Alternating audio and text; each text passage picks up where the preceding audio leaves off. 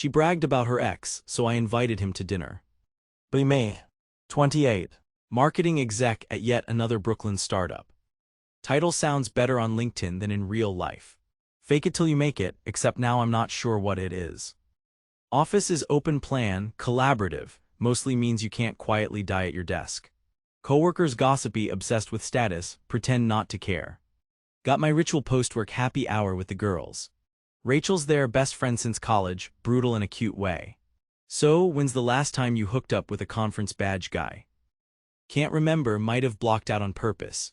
Everyone passes the phone around sharing Tinder horror stories. My turn, go-to party trick. Tell story about Nick the XTM. Nick, finance, perfect hair, perfect jaw so sharp surgeons would blush, makes more in a year than my parents combined, ran marathons for fun, ex that looks killer on paper, always in a crisp shirt even off-duty. If I die and come back, my spirit animal will be his LinkedIn profile pic. Sips overpriced cocktail, slides into Nick anecdote autopilot. So this one time at his boss's yacht party. Everyone leans in, waiting for the obligatory hint of glamour and maybe a little drama. I know the vibes. Nick is kind of my calling card. Even post-breakup, he's a punchline and flex at the same time. Rachel again with the X Games. Roll eyes, laugh it off. Hey, you don't date legends every day. Everyone laughs. Underneath the sound, that small voice. Should I still be doing this? Wasn't being the girl who dated Nick supposed to be temporary? Shrug, order another drink. Phone buzzes, text from Tom. Tom, newish regular. Designer, tall, scruffy, wears weird shoes on purpose, drinks tea at bars. Tinder match but stuck around longer than most. His texts are always low-key sarcastic in this wholesome way. Let me guess, at the bar, with the girls, talking about Nick again. How does he know? Duh, everyone knows. Text back, we're talking about your shoes. He sends a frog meme, tell Nick I said hi. I laugh but just a bit too loud. Rachel arches eyebrow. That's your new one, he sounds more jealous than fun. I assure her he's fun, he's nice, bonus points for cooking. Truth is, we barely talk about real things. Usually just meme exchanges and banter. Sometimes I feel like I should let him in more. Then I remember what happens when men * really know you. Exes fill chat like punchlines, but the punchline is all mine. Group chat explodes. Amanda, who can beat a finance bro ex? Raise your hand. Liz, I once went to brunch with a guy who had a Peloton, does that count? Rachel, Julia wins, she dated Wall Street McDreamy and lived to tell the tale. Do I win? The whole trophy X thing, it's like expensive jewelry. Lovely to show off but uncomfortable to wear for too long. I push my glass aside, tell another story. Next round's on me. Get home, cat waits for food in silent judgment. City's loud outside my window, but inside it's just the hum of the fridge and texts. Scroll Insta, see Nick just posted from some rooftop party. Mutuals in the photo, everyone looking very art-directed. I look for a flaw, don't find one. Ceremonial like. Tom texts, wanna hang tomorrow. Sure, your place or mine. He gives thumbs up, says his roommate won't be around. Just us. Heart does a thing, nervous, excited. Would he still want me if I wasn't so accomplished? What does accomplished even mean? Fall asleep to a podcast that promises to fix my confidence. Spoiler, didn't work. Wake up, check work Slack before I pee. Team is in full panic over a client pitch. My job is to make ads for an app that helps people browse other apps. Late-stage capitalisms are robberos. Boss needs something punchy, Julia. I send him old ideas with new names. Get coffee, stress, ignore 3 unread texts from mom. She'll want to talk about career moves and engagement rings. You know your cousin already has 2 kids. Block, mute, repeat. Lunch with coworkers, more talk about dating apps. Someone mentions Nick again. He just got promoted, apparently. Now he runs some team that handles rich clients and richer egos. They look at me, as if I've touched greatness, basked in its glow. One says, you really know how to pick M. Do I? I change the subject. Work rest of the day in a blur. Tom texts me, wants to do ramen.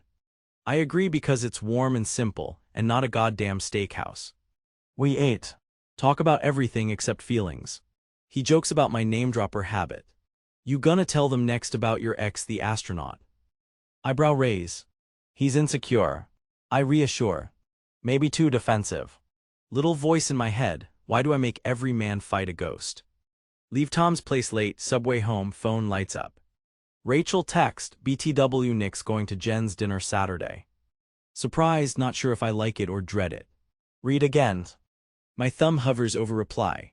On an impulse, text back, let's just invite him then, make it a thing. Rachel sends 5 skull emojis. Tom doesn't know yet.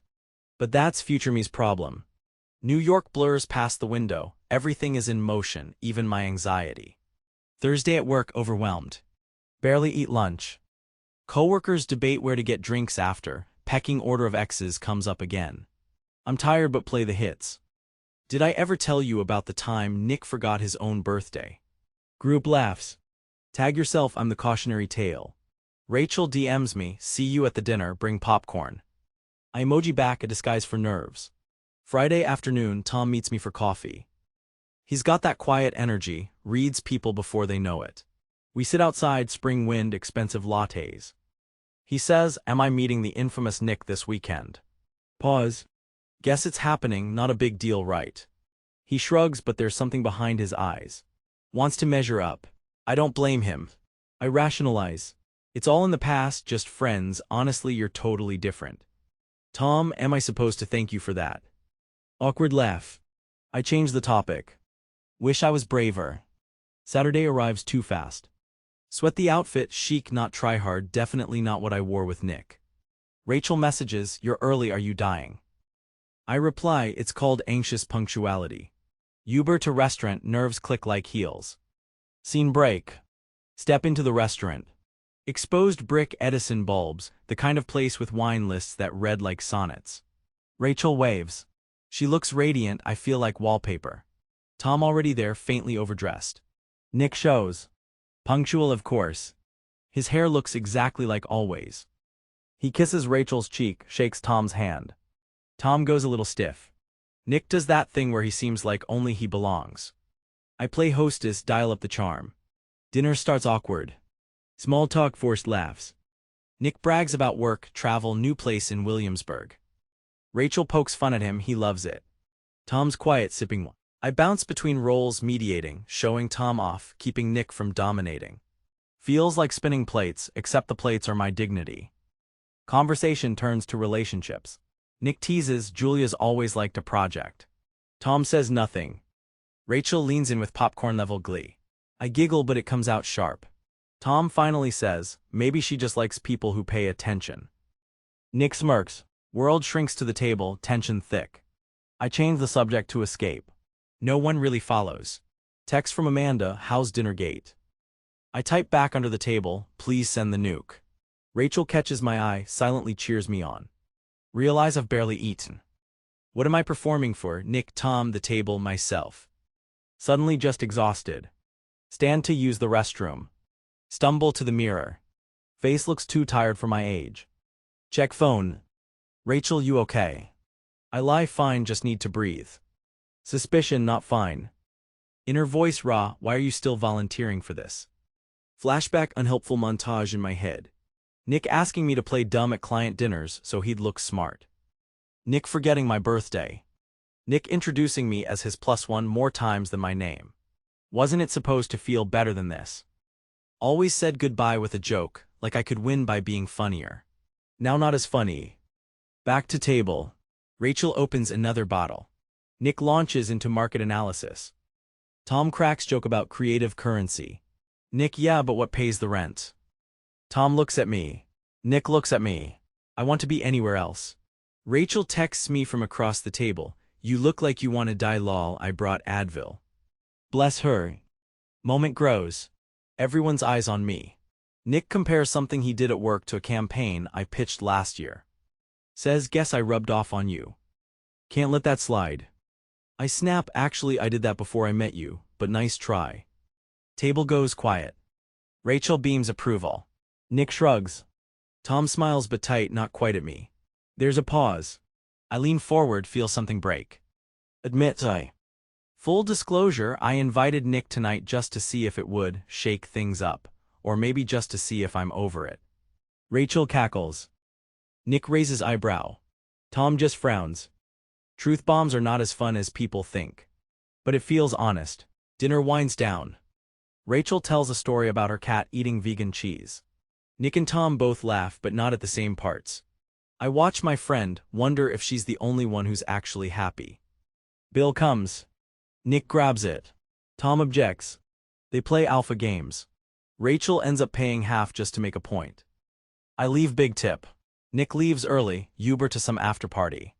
Gives me a look. Can't tell if it's nostalgia or pity. Thank universe it's over. Tom offers to walk me back. City feels cold. We walk in near silence. Tom finally, so you over it? I want to say yes. Instead I say I don't know, but maybe I'm over pretending. He nods, touch lingers on my sleeve. Neither of us has anything clever left. Get home. No cat this time, just the sound of passing traffic. Stand by the window. Try to remember if Nick ever really made me happy. Try to remember if anyone ever has. Phone lights up. Rachel, dinner was a mess, I love you for it. Group chat. Liz, so what's worse, dinner with X or the time my date brought his mom? Laugh in spite of myself. Comfort in chaos. Scroll Instagram. Nick tagged in party photos. He looks bored. Tom messages, wanna talk or just send memes. Send him a frog. He sends one back. Sometimes that's enough. Sit on bed, stare at ceiling. Try to name what I'm feeling. Lonely, proud, exhausted, honest. Maybe a bit free. City buzzes on. Look at my phone. Start to type. I think I need to stop bragging about my past. It's not as important as who I'm trying to be. Delete. Watch the skyline. Maybe figure out the words tomorrow. Be me. Still not sure what I'm doing. Still okay. Maybe tomorrow I'll start bragging about myself.